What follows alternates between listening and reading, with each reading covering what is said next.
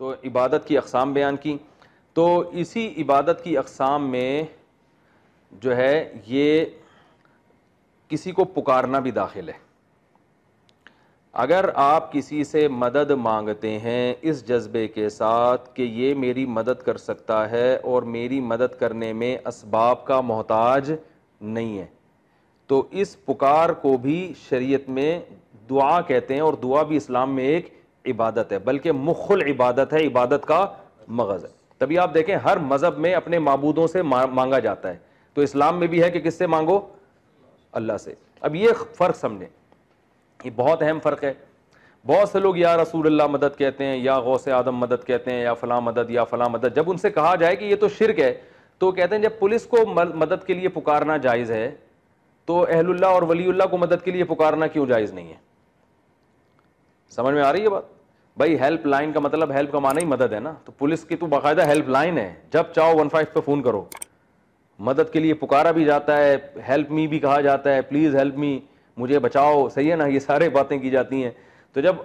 تو یہ شرک کہاں سے ہو گیا؟ تو خوب سمجھیں کہ پکار کی دو قسمیں ہیں. اللہ کو جو پکارا جاتا ہے وہ کسی اور تصور میں, اور جو پولیس کو پکارا جاتا ہے وہ کسی اور تصور میں. تو ایک پکار ہوتی ہے جس میں جس کو پکارا جائے وہ آپ کی مدد کرتا ہے اسباب اختیار کر کے. جیسے میں آپ سے کہتا ہوں کہ بھئی آپ, مجھے پیاس لگ رہی ہے, آپ میری پیاس کو بجھائیں, یہ مدد ہے نا.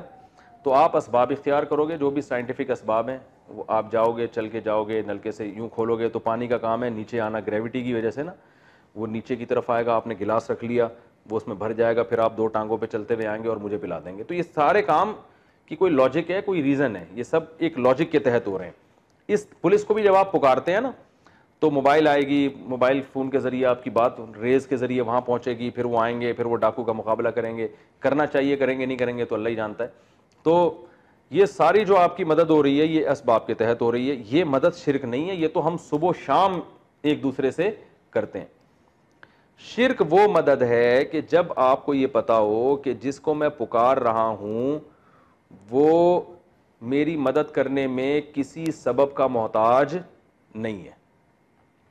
مثال کے طور پر آپ ریگستان میں ہیں, دور دور تک پانی کا نام و نشان نہیں ہے, اور آپ کو پتہ ہے کہ کہیں نہ دریا ہے نہ پانی ہے, اور اتنا دور آپ کا سفر ہے کہ آپ پیاس سے مر جاؤ گے. ایسے موقع پہ آپ اگر یہ سمجھتے ہو کہ یہ جو میرے ساتھ محترم بزرگ یہ اتنے نیک ہیں کہ ان کو میں پانی کا بولوں گا تو یہ بس یہ خدا نے ان کو ایسا اختیار دیا ہے کہ یہ اپنی مرضی سے ایسے پانی لا کے میرے سامنے رکھ دیں گے. بس یہ کیونکہ یہ کوئی لاجک نہیں ہوتی ان کے کسی کام کی, ان کو اللہ نے کچھ ماوراء العقل جو ہے نا کچھ اختیارات دیے ہوئے ہیں. اللہ کو تو حق حاصل ہے نا, اللہ کو تو اختیار ہے کہ وہ جب چاہے مدد کر سکتا ہے. تو آگ میں ابراہیم علیہ السلام کو ڈالا, اللہ نے بچا لیا, حالانکہ آگ کا کام ہے جلانا, مگر اللہ نے بچا لیا. اب کیسے بچایا؟ اللہ نے بچا لیا. تو سب کچھ کر سکتا ہے اللہ تعالیٰ. تو اللہ کے علاوہ کوئی بھی سبب کے بغیر کچھ بھی نہیں کر سکتا, ایک کام بھی نہیں کر سکتا. اگر آپ کا یہ کسی کے بارے میں بھی نظریہ ہے کہ یہ کر سکتا ہے تو یہ نہیں کہ مختار کل کہ سارے اختیارات اللہ نے دیے, سارے نہیں, ایک اختیار بھی اللہ نے ایسا کسی کو نہیں دیا کہ وہ اسباب سے ہٹ کے آپ کے کوئی کام کر دے, ایک بھی نہیں دیا ہے. مختار کل ہونا تو بہت دور کی بات ہے. مشرکین مکہ جن بتوں کی عبادت کرتے تھے ان بتوں کے بارے میں مشرکین مکہ کا یہ خیال نہیں تھا کہ ہر بت سب کچھ کر سکتا ہے, بلکہ یہ خیال تھا یہ والا بت اولاد دے سکتا ہے, یہ والا بارش برسا سکتا ہے, یہ والے کو بارش کا اختیار نہیں ہے اور یہ والے کو اولاد کا اختیار نہیں ہے, یہ صرف اولاد دے سکتا ہے, یہ والا صرف رزق میں برکت دے سکتا ہے. اور مشرکین یہ بھی کہتے تھے یہ لوگ یہ کام خود نہیں کر سکتے بلکہ ان کو اللہ نے یہ اتھارٹی دی ہے. جیسے وزیر اعظم چھوٹی چھوٹی وزارتوں میں اختیارات بانٹ دیتا ہے نا کہ پانی کے وزیر تم ہو, تعلیم کے تم ہو, فلانے تم ہو, تو ہم پھر ڈائریکٹ وزیر اعظم کے پاس نہیں جاتے بلکہ چھوٹے وزیر کے پاس جاتے ہیں نا. تو وہ کہتے تھے اللہ تعالیٰ تو مختار کل ہے, لیکن یہ جو چھوٹے چھوٹے مسٹنڈے بیٹھے ہوئے ہیں نا بت, ان کو اللہ نے اپنی طاقت اور اصل اختیار اللہ ہی کے پاس ہے, لیکن اللہ نے ان کے بھی ہینڈ اوور کر دیا ہے. تو قرآن میں اس شرک کی نفی ہے کہ اللہ نے کسی ایک چیز کا اختیار بھی کسی ایک کو بھی نہیں دیا ہے, نہ ان کے پاس خود سے ہے نہ اللہ کے دینے سے. اللہ نے دیا ہی نہیں, یہ کام اللہ کرتا ہی نہیں ہے. تو اس سے اندازہ لگاؤ کہ ہمارے زمانے کے جو مشرکین ہیں وہ زیادہ خطرناک ہیں یا مشرکین مکہ زیادہ خطرناک تھے؟ ہمارے والے کہتے ہیں کہ اللہ نے سارے اختیارات دے دیے بزرگوں کو، پیغمبروں کو، جبکہ یہ اس زمانے میں یہ والا شرک نہیں تھا. یعنی نبی صلی اللہ علیہ وسلم کے بارے میں ہمارے دور کے مشرکوں کا خیال یہ ہے کہ آپ اللہ کی عطا سے اولاد بھی دے سکتے ہیں، اللہ کی عطا سے بگڑی بھی بنا سکتے ہیں آپ اللہ کی عطا سے، جبکہ اللہ کہتے ہیں میں نے یہ ایک بھی چیز کسی کو عطا کی نہیں ہے. جو کچھ جو بھی کرے گا اسباب کے تحت کرے گا، اسباب سے ہٹ کے اگر کرے گا تو میں کروں گا، یہ نہیں کرے گا. بات آ رہی ہے سمجھ میں؟ تو وہ سارے کام میں کروں گا، یہ نہیں کریں گے. تو اس قرآن میں جگہ جگہ اس شرک کی نفی ہے. تو آپ اگر کسی کو پکارتے ہیں اس جذبے کے ساتھ کہ یہ میرا فلاں کام بنا دے گا اور یہ بنانے میں مختار ہے، اس کو اللہ نے ہینڈ اوور کر دیا، اب یہ اللہ سے جو ہے نا اللہ نے اس کو مکمل اختیار دے دیا ہے، تو ایک کام کے بارے میں بھی اگر آپ کا یہ عقیدہ نظریہ ہے نا، چاہے محمد صلی اللہ علیہ وسلم کے بارے میں بھی کیوں نہ ہو، اسی وقت آپ کافر ہو جاؤ گے، پکے کافر، اور آپ کے کفر میں شرک میں کسی کا اختلاف نہیں ہوگا، اسی وقت کافر ہو جائے گا. کیونکہ اللہ کہتا ہے میں نے دیا ہی نہیں اختیار کسی کو، جو کچھ جو بھی کرے گا وہ اسباب کے تحت کرے گا، اس کی کوئی لاجک ہوگی، چاہے وہ پیغمبر ہوں چاہے وہ فرشتے ہوں. یہاں پھر ہمارے دور کے مشرکین یہ کہتے ہیں کہ کیوں نہیں دیے بھائی اللہ نے اختیارات، اللہ نے فرشتوں کو اختیارات دیے نا بارش برسانے کا، فلاں فرشتہ بارش برساتا ہے، فلاں جو ہے نا وہ دانے کو گٹلی کو پھاڑ کے تناور درخت بناتا ہے. یہ اشکالات کیے جاتے ہیں. اس کا جواب یہ ہے کہ یہ بات غلط ہے کہ اللہ نے فرشتے کو بارش برسانے کا اختیار دیا ہے، یہ غلط ہے. اللہ فرشتے سے کام لیتا ہے. اس کی مثال بڑی پیاری مثال علماء نے دی ہے کہ قلم کے ذریعے آپ لکھتے ہیں، قلم کو لکھنے کا اختیار دیتے نہیں. پین جو ہے نا، آپ نے کوئی بھی تحریر لکھنی ہے، بسم اللہ لکھنی ہے، تو آپ جیسے جیسے پین کو گھماؤ گے لکھے گا. تو پین سے آپ کام تو لے رہے ہیں لیکن پین کو یہ اختیار نہیں کہ خود ہی گھومنا شروع کر دے. یہی وجہ ہے کہ جب لکھنے کا آرڈر کیا جائے گا تو قلم کو نہیں کیا جائے گا، جس کے ہاتھ میں قلم ہوگا اس کو آرڈر کیا جائے گا. تو اللہ بارش برساتے ہیں فرشتوں کے ذریعے، فرشتوں کو اختیارات نہیں ہے. بالکل فرشتہ اللہ کے ہاتھ میں ایسے ہے جیسے قلم کاتب کے ہاتھ میں ہوتا ہے، رائٹر کے ہاتھ میں ہوتا ہے. تو یہی وجہ ہے کہ ہم فرشتوں کو کبھی نہیں پکارتے کہ ہمیں اولاد دو، ہمیں یہ دو. ہم کو پتہ ہے بھائی فرشتے کو تو اختیار ہے ہی نہیں. بات آ رہی ہے سمجھ میں؟ یہ بہت اہم ٹاپک ہے، اس کو اچھی طرح سمجھیں. شرک کا مفہوم ہی لوگوں کو معلوم نہیں ہے. تو یہ خالصتاً کس کا اختیار ہے؟ اللہ کا اختیار ہے. اولاد دینے کا بھی، جو بھی کام جن میں کوئی، دیکھو ڈاکٹر کے پاس جاتے ہیں میاں بیوی، بھائی اولاد نہیں ہو رہی، ڈاکٹر دوائیں دے دے گا سب کچھ، کے بعد عاجز آئے گا بھائی نہیں ہو سکتی آپ کی اولاد، کیا کریں؟ تو ہم کس کو پکارتے ہیں؟ اللہ کو. اگر زکریا علیہ السلام حکیم یا ڈاکٹر کے پاس جاتے ہیں بڑھاپے میں اپنی بانج بیوی کو لے کے، تو حکیم دروازہ بند کر لیتا، بولتا بھائی کیا ہو گیا؟ ایک تو بوڑھے ہو گئے، اس میں تو جو جن کے جوانی میں اولاد ہوئی ہو ان کے اس عمر میں نہیں ہوتی، اور دوسرا آپ کی بیوی ویسے بھی بانج ہے اور بوڑھی بھی ہو گئی، تو امپاسبل، یہی کہہ دیتا نا. تو اس لیے زکریا علیہ السلام کسی حکیم کے پاس نہیں گئے. اگر جاتے تو یہ شرک تھا، وہ سمجھتے کہ یہ اس کو اختیار دیا ہے. اللہ کو پکار رہے ہیں تو اللہ نے کہا میں دے سکتا ہوں. زکریا علیہ السلام نے کہا کیسے ہوگی؟ اللہ نے فرمایا پانی کے قطرے میں جان ڈال کے تمہیں انسان بنا دیا، تو بڑھاپے میں اولاد نہیں دے سکتا. تو اللہ بغیر باپ کے بھی پیدا کر سکتا ہے، بغیر ماں باپ کے آدم کو پیدا کیا اس نے. وہ کچھ کرنے کے لیے کسی صغرے کبرے اور تانے بانے ملانے کا محتاج نہیں ہے. تو اس قسم کے کام کا اللہ نے کسی ایک کو بھی اختیار نہیں دیا ہے کہ وہ ایک کام بھی کر سکے. تو اب کیا ہے، خوب اچھی طرح سمجھے. لوگ کہتے ہیں فرشتے جو ہیں ان سے بھی تو کام لیا جاتا ہے، تو فرشتوں سے کام لیا جاتا ہے، ان کو اختیارات نہیں دیے. پھر بعض لوگ معجزوں کی مثال دیتے ہیں کہ نبی صلی اللہ علیہ وسلم نے چاند کے 2 ٹکڑے کر دیے. اب آپ بتاؤ یہاں بیٹھے بیٹھے چاند کے 2 ٹکڑے کرنا کوئی سائنسدان مانے گا اس کو؟ یہ تو اسباب سے ہٹ کر ہے نا. تو جب اللہ نے نبی کو چاند کے 2 ٹکڑے کرنے کا اختیار دیا، آپ صلی اللہ علیہ وسلم نے اپنی انگلیاں مبارک پانی میں ڈالی، پانی ابلنے لگا، پھیل گیا بہت زیادہ. ایک پیالہ آپ نے دودھ کا پیا اور سارے صحابہ کو پلایا اور وہ دودھ کم نہیں ہوا. تو اس کی کوئی سائنٹیفک لاجک ہے؟ کوئی لاجک نہیں ہے نا. تو کہنا جب نبی کو اللہ نے اس قسم کے اختیارات دیے تھے چاند کے 2 ٹکڑے کرنے کے، اسی طرح موسیٰ علیہ السلام لاٹھی زمین پہ ڈالتے تھے سانپ بن جاتی تھی، تو لاٹھی کا سانپ بننا تو اللاجیکل ہے نا. تو جب اللہ نے نبی حضرت موسیٰ کو لاٹھی کو سانپ بنانے کا اختیار دیا، تو ہمارے نبی کو اولاد دینے کا اختیار کیوں نہیں دیا؟ تو یہ شرک نہیں ہے، تو یہ غلط ہے. بات یہ ہے کہ نبی کے پاس یہ قطعاً اختیار نہیں ہوتا کہ وہ چاند کے 2 ٹکڑے کر دیں، نہ نبی کو یہ اختیار ہوتا ہے کہ وہ لاٹھی کو سانپ بنا دیں، یہ ممکن نہیں ہے۔ اگر حضرت موسیٰ کو یہ اختیار ہوتا کہ لاٹھی کو سانپ بنا دیں تو ہر دفعہ لاٹھی کو پھینکنے سے پہلے اللہ سے پرمیشن نہ لیتے ہو۔ پہلی دفعہ جب کوہ طور میں اللہ سے ملاقات ہوئی تو اللہ نے موسیٰ علیہ السلام سے کہا یہ لاٹھی کو زمین پہ ڈالیں، جب وہ زمین پہ ڈالا وہ سانپ بن کے دوڑنے لگی، موسیٰ علیہ السلام پیچھے مڑ کے بھاگ گئے خوف کی وجہ سے۔ اگر انہوں نے خود بنائی ہوتی یا اللہ نے ان کو اختیار دیا ہوتا جب چاہو بنا لو تو خود خوف زدہ تھوڑی ہوتے، وہ تو حیران ہو رہے تھے یہ ہو کیا رہا ہے۔ اللہ نے کیا فرمایا، خذھا ولا تخف سنعیدھا سیرتھا الاولی، اے موسیٰ اس کو تو دوبارہ پکڑ لے، ہم اس کو دوبارہ واپس پچھلی کنڈیشن میں لے آئیں گے۔ تو یہاں لاٹھی کو سانپ بھی اللہ بنا رہا ہے، پرانی کنڈیشن میں بھی کون لا رہا ہے؟ اللہ لا رہا ہے۔ تو ہر جگہ ایسی میں ڈیٹیل میں جاؤں گا، جتنے معجزے ہیں سب میں اللہ ہی کر رہا ہے وہ۔ تو حضرت عیسیٰ علیہ السلام جو مردے کو پھونک مار رہے ہیں صرف پھونک مار رہے ہیں، زندہ کون کر رہا ہے؟ اللہ کر رہا ہے۔ پھونک مارنے کی تو لاجک ہے لیکن زندہ کرنے کی لاجک وہ اللہ کر رہا ہے۔ تو اسی طرح یاد رکھو جب نبی صلی اللہ علیہ وسلم نے چاند کو یوں کر کے اشارہ کیا تو یہ آپ صلی اللہ علیہ وسلم نے 2 ٹکڑے نہیں کیے، یہ کس نے کیے ہیں؟ اللہ نے کیے ہیں۔ کسی بشر کو اللہ نے ایسے اختیارات نہیں دیے ہیں، یہ اللہ نے اپنی طاقت اور قدرت سے کیے ہیں۔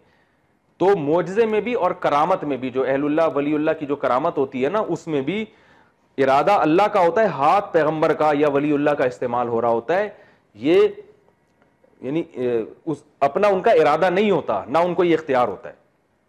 اس پر پھر ایک اشکال ہوگا، وہ اشکال یہ ہوتا ہے کہ قرآن میں تو یہ بھی آتا ہے کہ حضرت جبریل علیہ السلام آئے اور حضرت مریم سے کہا کہ انسانی شکل میں آئے، حضرت مریم گھبرا گئیں کہ یہ مرد کیسے، تو انہوں نے فرمایا کہ میں اللہ کا فرشتہ ہوں، لِأَهَبَ لَكِ غُلَامًا زَكِيًّا، میں اس لیے آیا ہوں تاکہ آپ کو ایک نیک بیٹا عطا کر دوں۔ تو مشرکین یہ کہتے ہیں کہ دیکھو فرشتہ خود عطا کر رہا ہے، اس کا مطلب اللہ نے فرشتے کو یہ اختیار دیا ہے کہ وہ بیٹا بھی دے سکتا ہے۔ اب عورت کے بغیر شوہر کے بیٹا، یہ لاجیکل ہے یا ان لاجیکل ہے؟ بولو نا بھائی، کوئی سائنٹیفک لاجک نہیں بنتی نا۔ تو پتہ یہ چلا کہ جب فرشتہ وہ اپنی، اللہ نے اس کو یہ اختیار دے دیا کہ مریم کو جا کے بیٹا دے دو، تو محمد صلی اللہ علیہ وسلم کا مقام تو جبریل سے بھی بلند ہے، ان کو اللہ نے کیوں اختیار نہیں دیا؟ اس کا جواب سمجھیں کہ یہ نسبت مجازی ہے۔ حضرت جبریل علیہ السلام جو کہہ رہے ہیں میں تجھے بیٹا عطا کر دوں، مطلب یہ نہیں ہے کہ میں عطا کر دوں، عطا کون کرے گا؟ میں کروں گا، میں چونکہ صرف پھونک ماروں گا تیرے رحم میں تو ذریعہ بن رہا ہوں، تو مجازن میں نے اپنی طرف نسبت کر دی۔ یہ عرف میں ایسا ہوتا ہے کہ ایک آدمی ایک چیز کا ذریعہ بن رہا ہوتا ہے، جیسے ہم جب قلم سے لکھ رہے ہوتے ہیں ایک چیز، قلم کو اختیار نہیں ہوتا لیکن ہم کہتے ہیں یہ قلم کی تحریر ہے، یہ قلم نے لکھا ہے۔ نہیں یاری بات، قلم نے تو آج کمال کر دیا، ایسا مضمون لکھا ہے، تو لکھا تو قلم نے تھوڑی، رائٹر کا کمال ہوتا ہے، قلم تو جدھر گھماؤ ادھر کو گھوم رہا ہے وہ۔ تو یہ مجازی نسبت ہے، اس کی دلیل خود قرآن ہی سے ثابت ہے۔ قرآن میں آتا ہے کہ اللہ تعالیٰ فرماتے ہیں کہ یا ایھا النبی لما تحرم ما احل اللہ لک، اے نبی جس چیز کو اللہ نے حلال کر دیا آپ کیوں حرام کر رہے ہیں؟ یعنی آپ کو اللہ کے حلال کو حرام کرنے کا اختیار نہیں ہے۔ دوسری جگہ قرآن میں آتا ہے کہ حلال و حرام کرنے کا اختیارات صرف کس کے پاس ہیں؟ اللہ کے پاس ہیں، بہت وضاحت کے ساتھ ہے۔ لیکن دوسری طرف قرآن میں یہ بھی آتا ہے یحل لہم الطیبات ویحرم علیہم الخبائث، کہ نبی جو ہم نے بھیجے ہیں ان کا کام یہ ہے کہ یہ ناپاک چیزوں کو حرام کر دیں گے اور پاک چیزوں کو حلال۔ ایک طرف قرآن کہہ رہے ہیں حلال و حرام صرف میں کرتا ہوں، نبی نہیں کرتے، ایک طرف قرآن کہہ رہے ہیں یہ حرام کریں گے۔ تو بات یہ ہے کہ اللہ جب حلال کرے گا یا حرام کرے گا تو کس کی زبان کے ذریعے؟ نبی کے ذریعے ہمیں پتہ چلے گا نا یہ حلال ہے، تو نبی چونکہ ذریعہ بن رہے ہیں تو مجازن ان کی طرف نسبت کر دی ہے، اس کو کہتے ہیں شارٹ کٹ۔ اور یہ عرف میں ہوتا ہے، ہم کہتے ہیں گاڑی پنچر ہو گئی، حالانکہ گاڑی کا ٹائر پنچر ہوا ہوتا ہے نا۔ لوگ کہتے ہیں نا دعوت میں بریانی کی 3 پلیٹیں کھا گیا، پلیٹیں نہیں کھائی ہوتی، پلیٹ کے اندر جو بریانی ہوتی ہے وہ کھائی ہوتی ہے۔ مجازن نسبت کس کی طرف کرتے ہیں؟ پلیٹ۔ یہ عرف میں چلتا ہے کہ ایک چیز کی حقیقی نسبت سے ہٹا کے اس کو کسی بھی مناسبت سے کسی ایسی چیز کی طرف کر دیا جاتا ہے جو اصل فاعل نہیں ہوتا، یہ عرف میں ہوتا ہے۔ نبی صلی اللہ علیہ وسلم کو شارع کہا جاتا ہے، شارع کا مطلب شریعت بنانے والا، حالانکہ آپ شریعت بنانے والے تھوڑی ہیں، بلکہ آپ تو جو اللہ نے شریعت بتا دی اس کے بتانے والے ہیں۔ اس کی اور مثال ایسے جیسے لوگ پوچھتے ہیں یار کیا مفتیوں نے اس چیز کو جائز قرار دے دیا کہ نہیں قرار دے دیا؟ لوگ کہتے ہیں نا کیا کہہ رہے ہیں بھائی مفتیان کرام یہ اسلامی بینکنگ کو مفتیان کرام جائز قرار دیتے ہیں، حالانکہ کسی چیز کو حلال یا حرام قرار دینا مفتیوں کا کام ہے۔ بولو بھائی یہ تو اللہ کا کام ہے، لیکن مجازن نسبت ہے کہ بھائی اللہ نے جائز کیا تو بتائیں گے کون؟ مفتی بتائیں گے نا، تو نسبت مجازن کی جاتی ہے۔ تو یاد رکھو ہم جب کہتے ہیں نبی نے چاند کے 2 ٹکڑے کر دیے، اس میں ہمارا مقصد یہ ہرگز نہیں ہوتا کہ نبی نے کیے ہیں، کیے کس نے؟ اللہ نے۔ نسبت کس کی طرف ہو رہی ہے؟ نبی کی طرف، یہ نسبت مجازن ہے۔ اس کی ایک اور دلیل دے کے بس یہ میں ٹاپک ختم کرتا ہوں۔ سورہ نمل میں سلیمان علیہ السلام کے دربار میں جب ملکہ سبا آنے لگی اپنے ملک سے چل کے، تو سلیمان علیہ السلام نے کہا کہ وہ درجنوں سینکڑوں کلومیٹر دور سے جو ملکہ سبا آ رہی ہے، تو یا ایھا الملأ ایکم یاتینی بعرشھا قبل ان یاتونی مسلمین، کون ہے جو اس کا تخت اٹھا کے لے آئے اس کے یہاں پہنچنے سے پہلے؟